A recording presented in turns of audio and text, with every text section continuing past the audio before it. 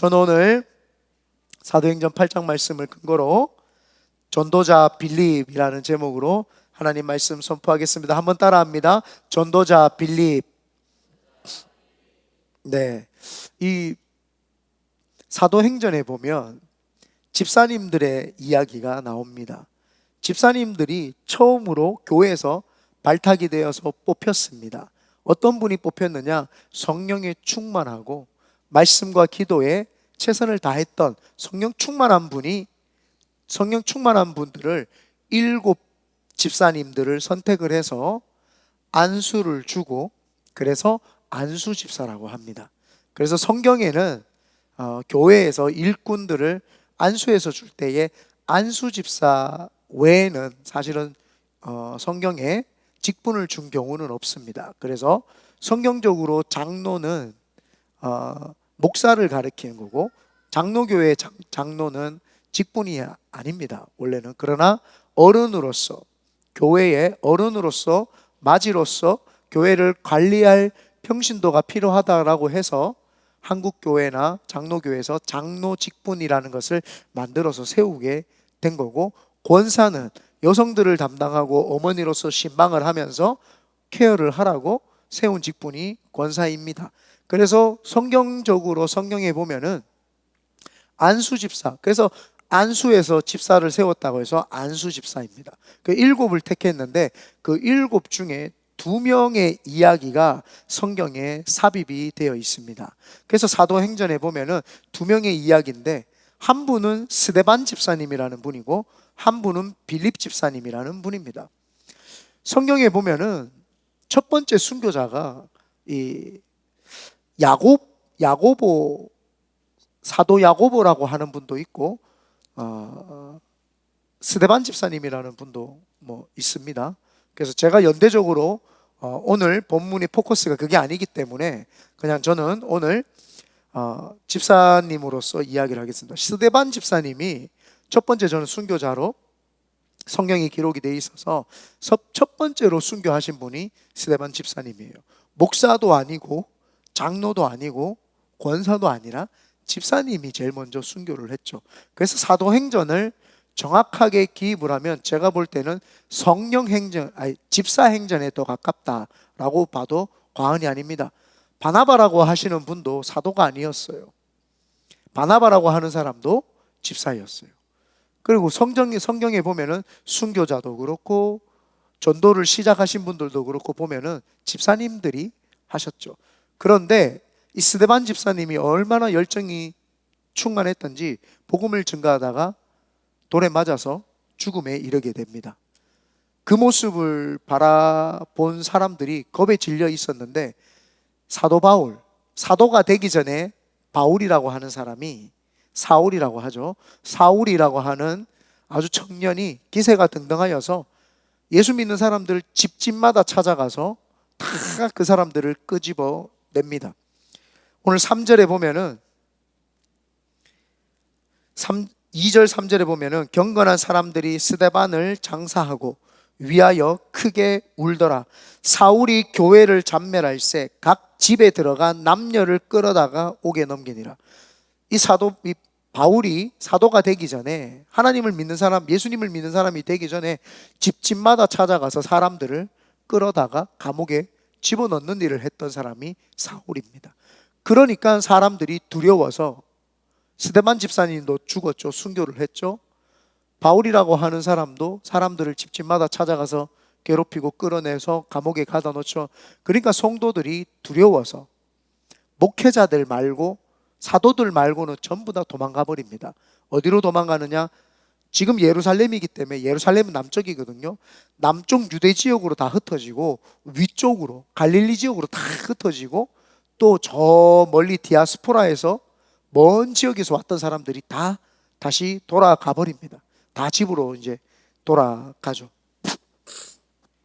그래서 8장 1절에 보면은 사울은 그가 죽임 당함을 마땅히 여기더라. 그날에 예루살렘에 있는 교회가 큰 박해가 있어 사도 외에는 다 유대와 사마리아 모든 땅으로 흩어지니라. 사도들 빼고는요 전부 다 흩어져 버렸어요. 전부 다 흩어져 있는 상태에, 그때 빌립 집사님도 이제 피신을 위해서 떠나갑니다. 떠나가서 이제 그가 복음을 증거하기 시작을 했죠. 하나님 안에서 우리가 볼 때에는 이게 과연 옳은 일인가? 이게 하나님이 살아계시면 진짜 하신 일이 맞나? 라고 생각할 경우가 생겨요. 복음을 증거하다가 스데반 집사님이 돌에 맞아 죽었어요. 많은 사람들이 생각할 때 예수 믿으면 복 받아야 되는 거 아닌가? 왜 죽음을 당했지? 하나님 안 계신 거 아닌가? 라는 의문을 가지게 됩니다. 그렇지만 하나님은 그런 악한 마귀의 역사 가운데서도 역사를 이루셔서 스데반 집사님의 죽음을 통해서 예루살렘 교회 몇만 명 되던 교회 성도들이 다 흩어지면서 복음이 예루살렘뿐만 아니라 전 세계로 흩어지게 만들었죠. 그래서 인간적인 혼적인 생각으로 성경을 보기 시작을 하면 하나님이 없는 것 같을 수 있습니다. 그러나 영의 눈을 열어서 하나님을 깊이 묵상을 하고 하나님이 왜 이렇게 하실까라는 것에 묵상을 해보면 더 큰 역사 가운데 하나님은 역사하시고 움직이시고 계시다라는 것을 깨닫게 되죠. 그래서 빌립 집사님도 피해서 도망을 가게 됩니다. 그래서 오늘 그 빌립 집사님이 도망을 다니면서 전도했는 그거에 대해서 조금 살펴보는 시간을 가질 때 우리에게 놀라운 은혜가 넘치시기를 예수님의 이름으로 축원드립니다. 아멘. 첫 번째, 현실을 받아들이고 사마리아로 가게 됩니다. 스데반 집사님의 죽음을 통해서 현실을 받아들이게 됩니다. 현실을 지금 받아들입니다. 복음을 증거하다 보면 예수님이 부활 승천하신 모습을 다 보고는 너무너무 황홀경에 빠지고 성경이 충만했어요. 너무 좋았어요. 사도 바울 목사님이 베드로 목사님이 막 설교를 하니까 3,000명, 4,000명, 5,000명이 막 변화받고 주께로 오니까 막 가슴이 흥분이 되는 거예요. 우리 교회가 부흥되고 이제 우리가 어마어마한 일을 일으키고 막 로마를 뒤집을 것 같고 이스라엘 뒤집을 것 같은 막 그런 황홀경적인 마음이 막 붕 올라옵니다. 복음이 들어오니까 사람들이 붕 들뜨게 되죠. 막 이제 예수 믿는 사람들이 처음에는 12명의 제자밖에 안 믿었고 그 다음에 120 제자, 500명의 제자밖에 안 믿었는데 막 삽시간에 몇만 명이, 그것도 전 세계에서 디아스포라들이 예배드리러 왔다가 전부 다 은혜를 받으니까 그 모습을 보니까 이야, 우리가 믿었던 예수님이 진짜고 진짜 이 복음의 역사가 있다. 가슴이 막 뜨거워졌어요. 막 뜨거워져 있는 상태예요. 그런데 스데반 집사님이 딱 죽는 모습을 보고 나니까 이게 현실인 거예요. 예수를 믿어도 문제가 생기고 예수를 믿어도 고난이 올 수 있구나. 그 현실을 딱 직면하게 되고 딱 받아들였어요. 딱 받아들이면서 빌립 집사님이 처음 떠올랐던 생각이 있어요. 사마리아 사람들입니다. 내가 현실을 직시해서 보니까 지금 내 동족이 내가 예수를 믿는다고 같이 하나님을 믿었던 동족이 자기들을 핍박을 하고 죽이는구나 라고 하면서 현실을 직시하게 되죠. 핍박이 있구나. 우리에게 핍박이 있구나. 예수를 믿으면 핍박이 있구나라는 것이 그들 마음에 새겨졌습니다. 그러면서 떠올랐던 게 현실을 보니까 사마리아 사람들을 자신들이 그렇게 핍박했던 게 생각이 난 거예요. 사마리아 사람들은 이스라엘 나라가 한번 멸망할 때가 있었어요. 그리스에 의해서 이스라엘이라는 나라가 멸망을 하고 그 다음에 이 페르시아, 지금 이란입니다. 이란에 의해서 전 세계가 패권이 다 망하는 시기가 있었어요. 그때 이스라엘 백성들이 뿔뿔이 흩어집니다. 노예로 잡혀갑니다. 아수르에 잡혀가기도 하고 애굽에 잡혀가기도 하고 바벨론에 잡혀가기도 하고 페르시아에 잡혀가기도 하고 이렇게 해서 그들이 아픈 역사를 맞이하게 됩니다. 다 뿔뿔이 흩어졌다가 포로들을 집으로 돌려보내는 시기 100년이 지나서 정확하게는 70년인데 100년 이상 떨어졌던 사람들도 있었어요. 그들이 돌아오는 시기가 있었어요. 돌아오는데 이방 나라 사람들하고 결혼한 사람들이 돌아온 거예요. 그리고 페르시아에서 아수르에 살던 사람들을 아수르가 다시 일어나지 못하도록 하기 위해서 아수르에 살던 사람들을 사마리아 지역으로 이주를 시켜서 살게 만들었어요. 그러니까 거기는 본토 이스라엘 사람들과 아수르 사람들, 혼혈 민족들이 함께 살던 장소가 사마리아입니다. 그래서 전통 유대인들이 어떻게 유대인이면서 아수르 사람하고 살 수가 있어? 저들은 개만도 못한 사람들이야. 저들은 우리 동족 중에서 수치야. 저들은 우리 동족도 아니야. 저들이 믿는 하나님은 가짜고 저들은 하나님이 없어 라고 하면서 저주를 퍼붓고 그들을 미워하고 싫어했던 사람들이 사마리아 사람들이었어요. 그러니까 빌립 집사님이 처음으로 자기들이 자기 동족에게 핍박을 딱 받아보니까 떠올랐던 생각이 뭐예요?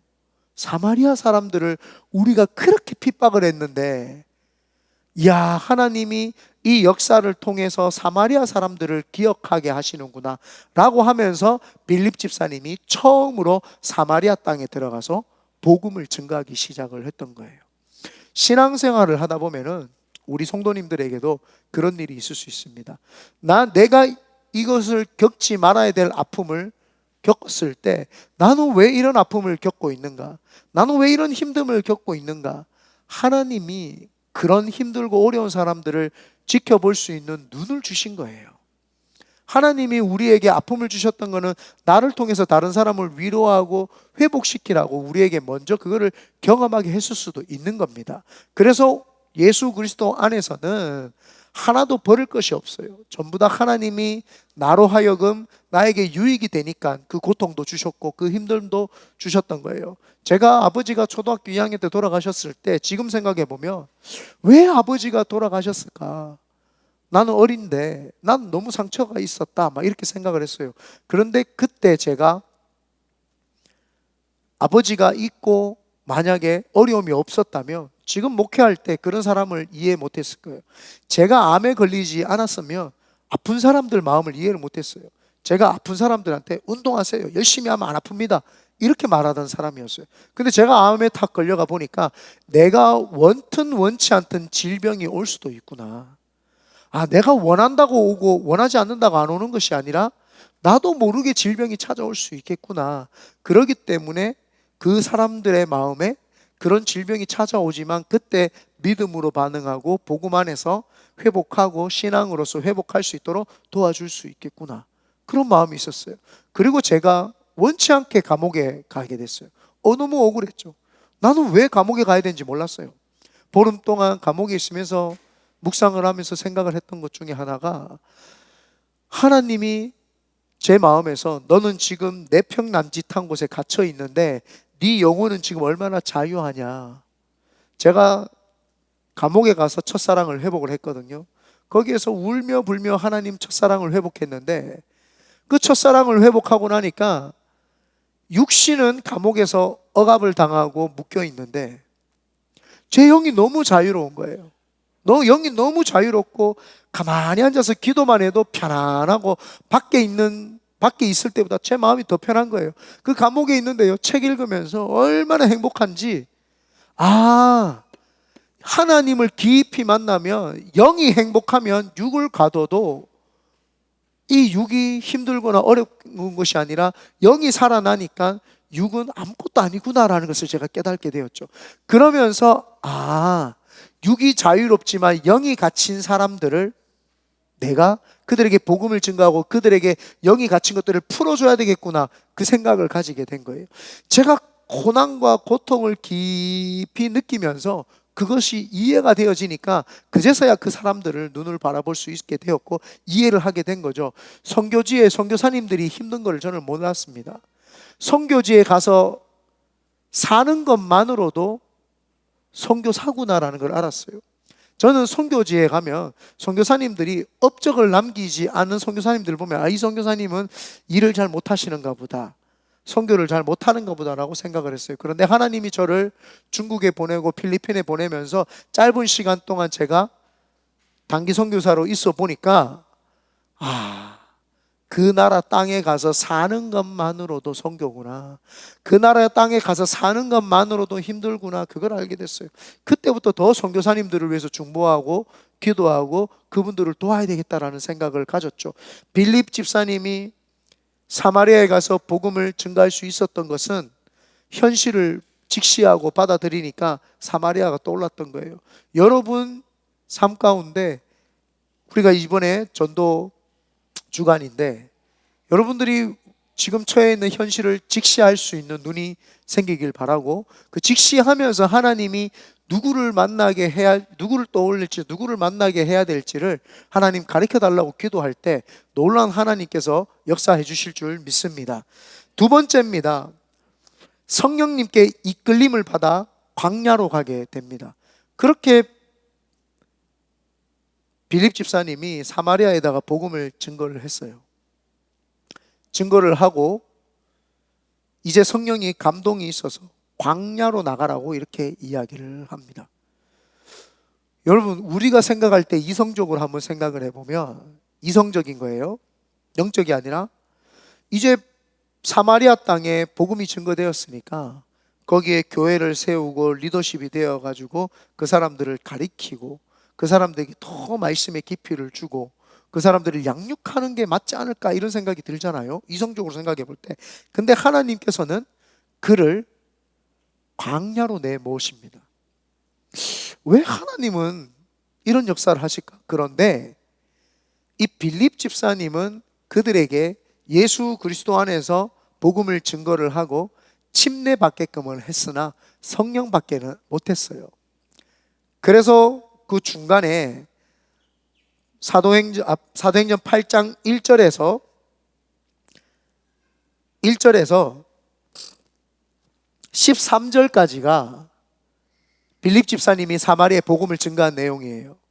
그런데 14절부터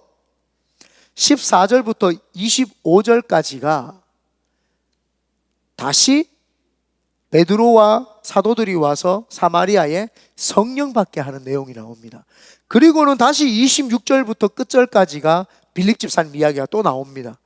빌립 집사님 이야기 가운데 중간에 베드로 목사님의 이야기가 햄버거 샌드위치처럼 들어가 있습니다. 이것을 볼 때에 빌립 집사님이 그 교회를, 사마리아에 생겨난 교회를 떠날 수 있었던 것은 협력 사역을 할 수 있었던 거예요. 본인 혼자 잘났다고 사역한 것이 아니라 그분이 떠나면서 예루살렘에 있는 교회들에게다가 사마리아에도 복음이 들어왔다라는 이야기를 증거를 한 거예요. 그때 베드로 목사님과 요한 목사님이 그 이야기를 듣고 그들이 사마리아에 왔어요. 사마리아에 와서 그들에게 성령 받기를 빌매 그들이 성령 충만 받고 은혜 받고 변화받는 역사가 있죠. 팀 사역을 잘했던 거예요.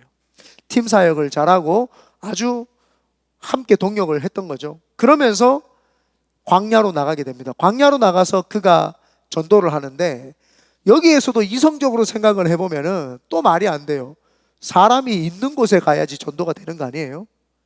전도라고 하는 거는 말 그대로 사람이 있는 곳에 가는 게 전도입니다. 근데 사람이 없는 곳으로 하나님이 보내요. 광야. 이분이 여기에서 우리가 깨달아야 되는 것은 성령님께 이끌림을 받는 사람은 내 이성과 생각에 준해서 살아가는 것이 아니라 성령님이 감동을 주는 대로 가는 거예요. 그래서 성령님이 감동을 주는 사람은 순종을 할 수 있습니다. 성령님이 감동을 안 주면 순종을 못해요. 감동 자체를 인지를 못하기 때문에 순종 자체를 못하게 돼요. 그런데 감동이라는 것 자체를 받을 수 있는 사람은 순종도 할 수 있는 겁니다. 이 빌립 집사님은 광야로 가라고 하니까 감동이 되는 거예요. 하나님, 저는 이해할 수 없습니다. 이성적으로는 이해할 수 없지만 감동이 되기 때문에 순종합니다라고 하고서 순종하여 가게 되죠. 갔더니 에티오피아 내시라고 하는 그 에티오피아 여왕의 간다게라고 하는데, 이 간다게라고 하는 말은 이름이 아닙니다. 간다게는 왕을 지칭할 때 쓰는 말입니다. 파라오 그러면은 파라오가 이름이 아니라 왕을 지칭하는 거죠. 우리가 그 애굽에 바로 그러면 바로는 이름이 아니라 왕을 지칭을 하는 겁니다. 그렇기 때문에 우리나라에도 당군 왕검 할 때 당군이라고 하는 거는 제사장을 지칭하는 말이고 왕검이라고 하는 거는 왕을 지칭하는 내용입니다. 그래서 당군 왕검은 이름이 아닙니다. 여러분 그런 거 잘 이해하셔야 됩니다. 그래서 이 당군 왕검처럼 똑같습니다. 이 간다게 에티오피아의 모계 사회가 발달을 했는 것 같아요. 그러다 보니까 여자가 왕이었는데 그 여자의 국고, 재정 담당하는 책사죠. 재정을 담당하는 내시가 여호와, 야훼 신앙이 깊었던 것 같아요. 하나님 사랑하는 여호와 신앙이 깊어가지고 이 사람이 이방인인데 예배드리러 지금 예루살렘에 올라온 거예요. 이 사람의 신앙이 얼만큼 깊었느냐? 내시기 때문에 우리 학생들도 있지만 전문용어로 고자입니다. 고자, 성기가 없단 말이에요. 고자이기 때문에 이방인이고 고자이기 때문에 예루살렘에서 이스라엘 유대인들이 드려지는 성전 안에서 예배는 못 드립니다. 이방인들의 바깥들에서만 드릴 수 있는 거죠. 그 성전 안에 들어가서 직접 예배도 드리지 못하고 바깥들에서 예배 드릴 수밖에 없었던 에티오피아 내시가 예배를 드리러 온 거예요. 얼마나 신앙이 깊었던 사람인지 알 수 있죠. 하나님이 그 내시를 기억을 하사 그 내시를 변화시키면 에티오피아라고 하는 나라가 변화될 것을 하나님은 아셨던 거예요. 그래서 하나님은 사람이 아무도 없는 광야로 빌립 집사님을 보낸 겁니다. 제가 대학원 다닐 때, 성교학 대학원 다닐 때 타종교학 공부를 하면서 디아스포라에 대해서 공부를 했었어요. 그때 제가 에티오피아에 대한 에세이를 소논문을 내가지고 제출했던 기억이 있거든요. 에티오피아라고 하는 나라가 지금도 기독교 복음이 45%입니다. 어떻게 되었냐? 이때 에티오피아 내시가 예수 그리스도를 받아들이면서 에티오피아라고 하는 나라가 기독교 국가가 된 거예요. 이슬람 국가에 있는, 지금 전쟁이 있는 그쪽 지역에서 아프리카로 이슬람을 데리고 들어오려고 하는데 이 아프리카의 코 부분인 거기에 에티오피아라는 나라가 딱 막고 있어요. 그러니까 이슬람이 복음이 아프리카에 들어오려고 하는 것을 지금 막고 있어요. 그래서 에티오피아에는 지금 이슬람이 40%, 기독교가 45% 그런 나라입니다. 그래서 그것을 지금 막고 있는 거죠. 하나님이 정확해요. 우리는 이해할 수 없지만 사람들이 없는 곳으로 빌립 집사님을 글로 가라라고 했을 때는 하나님, 사람이 있는 데로 가야죠. 왜 사람 없는 데로 보내십니까? 우리가 말할 수 있습니다. 이거는 인간적인 생각이죠. 근데 하나님은 아니다. 사람 없는 곳으로 가야지 내가 복음을 증거하려고 한 에티오피아 내시를 네가 만날 수 있다라는 거예요. 그래서 그 에티오피아 내시를 만나면 에티오피아 전체가 복음을 받아들일 수 있기 때문에 한 명 전도한 것이 아니라 에티오피아 나라를 전도하게 되는 겁니다. 그래서 빌립 집사님이 광야로 가서 에티오피아 내시에게 복음을 증거를 하게 된 것입니다. 우리는 때를 얻든지 못 얻든지 복음을 증거해야 되는 이유가 그겁니다. 내 계산으로 봤을 때는 부흥의 역사가 일어나고 놀라운 기적들이 일어날 때 하나님의 나라가 막 임하고 놀라울 것 같지만, 여러분이 감화 감동이 있어서 하나님이 주신 영혼에게 한번 증거를 하면 그 사람이 예수 믿을지 안 믿을지 우리는 몰라요. 그런데 그 후대에 그 한 사람이 놀라운 세계적인 역사를 만들어내는 것은 하나님이 하시는 줄 믿습니다. 우리가 잘 알고 있는 조영기 목사님은 17살에 폐병이 걸려가지고 이제 1940년도에 죽게 생겨서 시름시름 죽음을 앓고 있었어요. 그런데 그 동네 어떤 누나가 매일 찾아와서 예수 믿어라, 예수 믿어라. 나 예수 안 믿겠다고. 나는 절 다니고 우리 집은 불교 집안이기 때문에 예수 안 믿겠다고 했어요.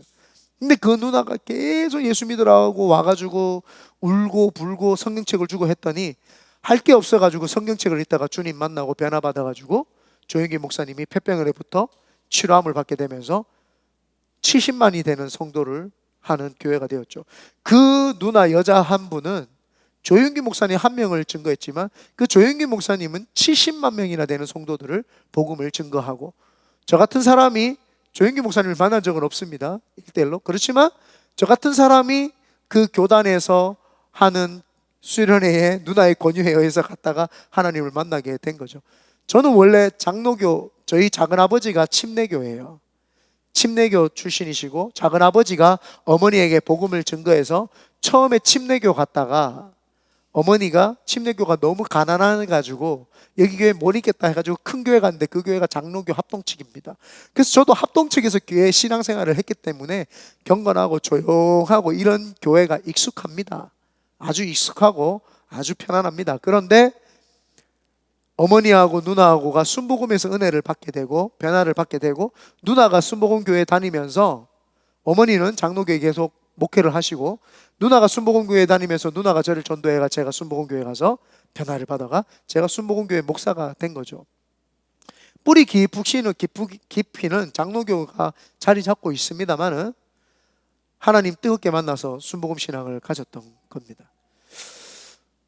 한 사람이 그냥 본인은 복음을 증거했는데 조용기 목사라는 사람이 변화를 받고 그분이 교회를 여러 군데 세우게 되면서 이 목사가 예수를 믿게 되고 미국 땅에서 지금 복음을 증거할 수 있는 거, 우리는 알지 못합니다. 그 여자분이 저를 알았을까요? 몰랐죠. 2026년도에 이기복 목사라는 사람이 이 자리에서 설교를 할 것이라는 건 그 사람은 몰랐지만 한 사람에게 복음을 전했기 때문에 그런 역사가 있었죠. 빌립이라고 하는 사람이 알았을까요? 몰랐어요.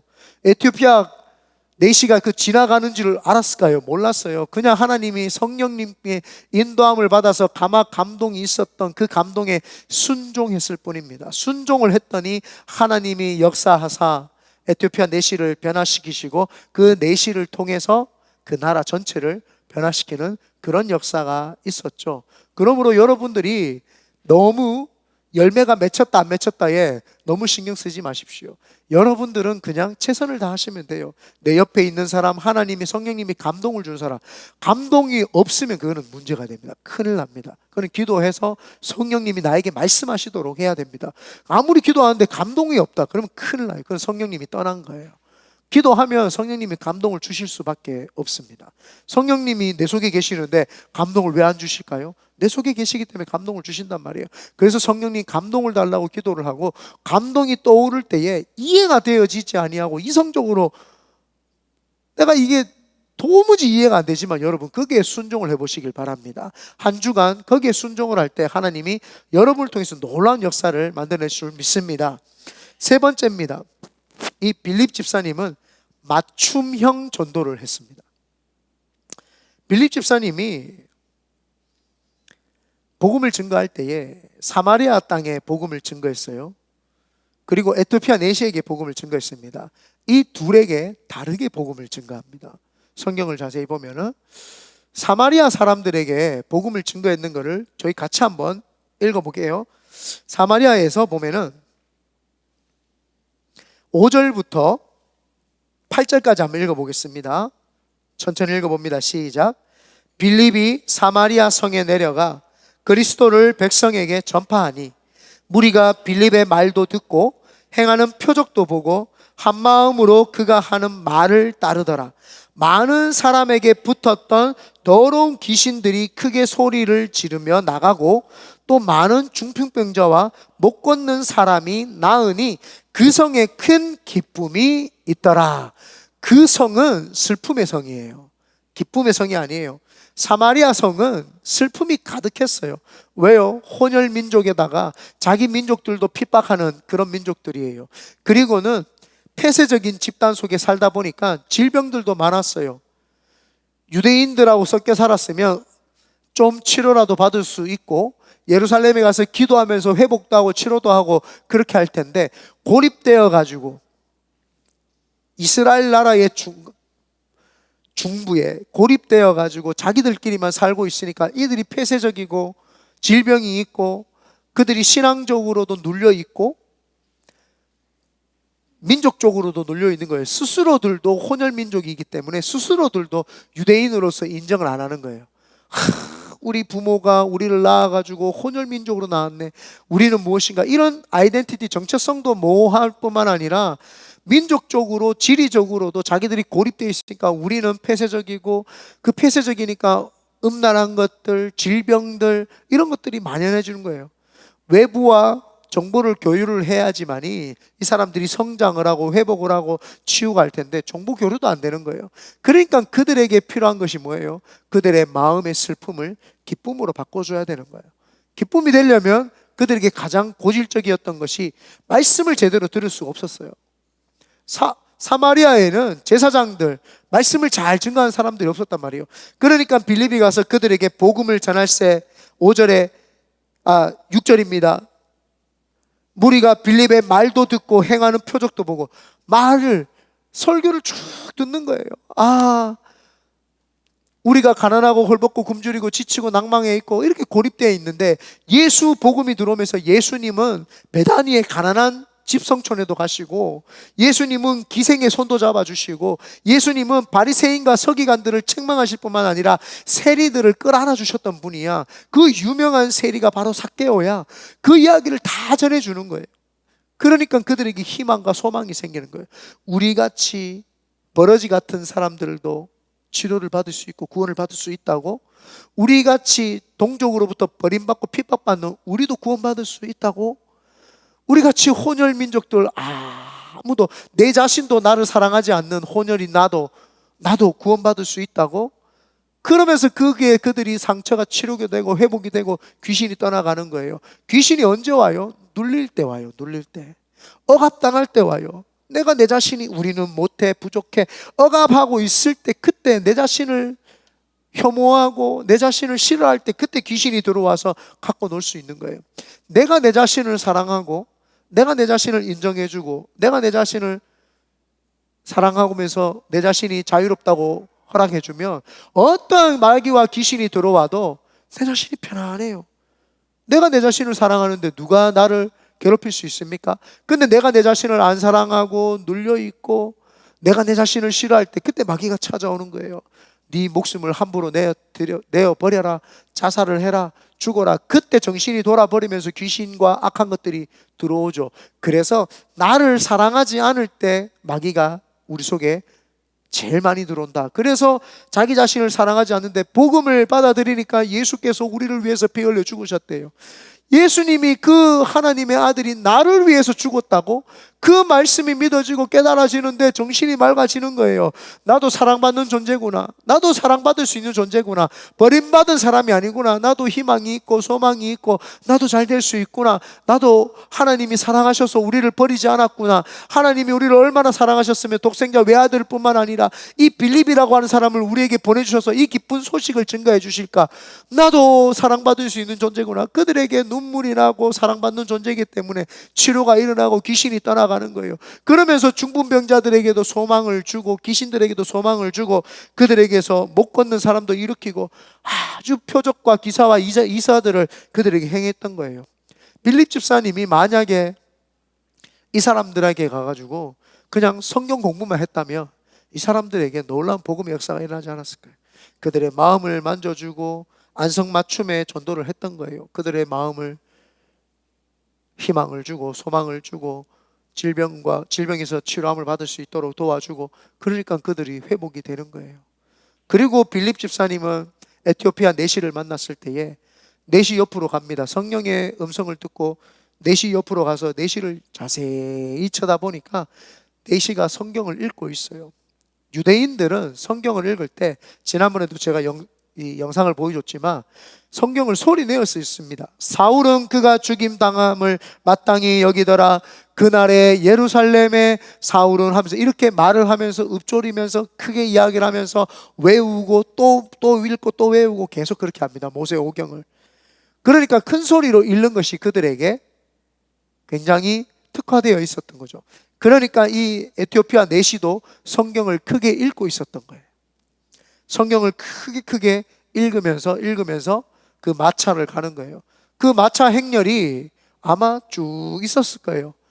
근위병들도 있었을 것이고 음식을 짊어진 사람들도 있었을 것이고 먼 여행길이니까, 그리고 선물 같은 보따리도 있었을 것이고, 그리고 뭐 텐트나 이런 거 중간중간에 쉬어야 되니까 쳐야 되는 그런 어떤 행렬이 있었을 거예요. 그런데 빌립 집사가 들릴 만큼의 큰 목소리로 성경을 읽었던 거예요. 그래서 빌립 집사님이 달려가면서 그 행렬을 따라갑니다. 그러면서 빌립 집사님이 그에게 이렇게 말을 해요. 네가 지금 읽고 읽는 것을 깨달으뇨, 이렇게 이야기합니다. 이게 정확하게 원어로 보면은요, 읽고 있는 것을 깨달으려가 아니라 네가 지금 쌓고 있는 지적인 지식을 쌓고 있는데 쌓고 있는 게 그걸 깨닫고 있느냐? 이렇게 물었는 거예요. 정확하게 보니까 그런 이야기더라고요. 그래서 그 이야기를 34절 한번 다 같이 읽어봅니다. 죄송합니다. 잠시만요.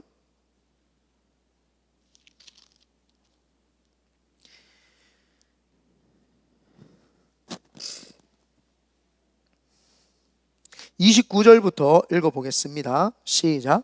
성령이 빌립더러 이르시되 이 수레로 가까이 나아가라 하시거늘 빌립이 달려가서 선지자 이사야의 글 읽는 것을 듣고 말하되 읽는 것을 깨달느냐 대답하되 지도해 주는 사람이 없으니 어찌 깨달을 수 있느냐 하고 빌립을 청하여 수레에 올라 같이 앉으라 하니.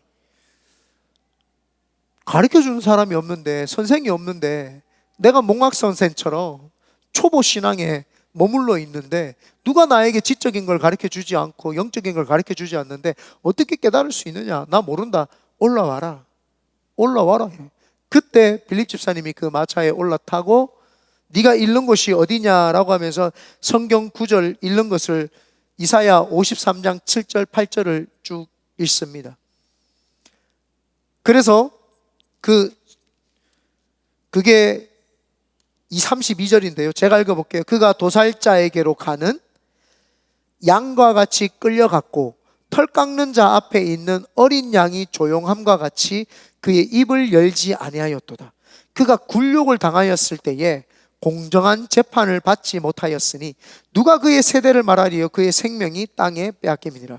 아니, 성경을 지금 읽고 있는데 도살장에 끌려가는 어린 양이 지금 이 성경을 쓴 이사야를 이야기를 하는 겁니까?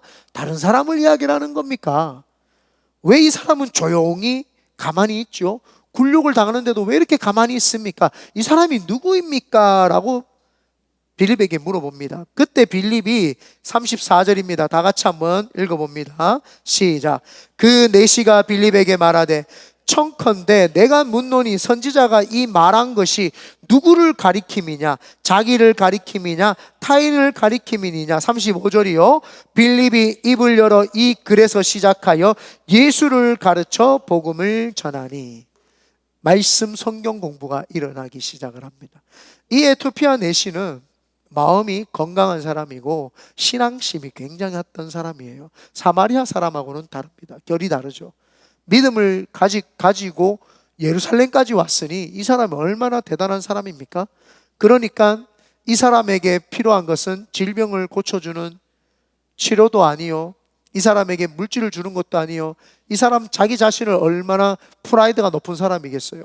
왕의 창고를 담당하고 있으니까 굉장한 프라이드를 가졌고 자기 자신을 그래도 사랑하는 사람이었을 것이라고 우리는 추측할 수 있죠. 이 사람에게 빌립이 너 치료받아야 돼, 너 회복해야 돼, 이런 말을 하면 와닿지 않았을 수도 있습니다.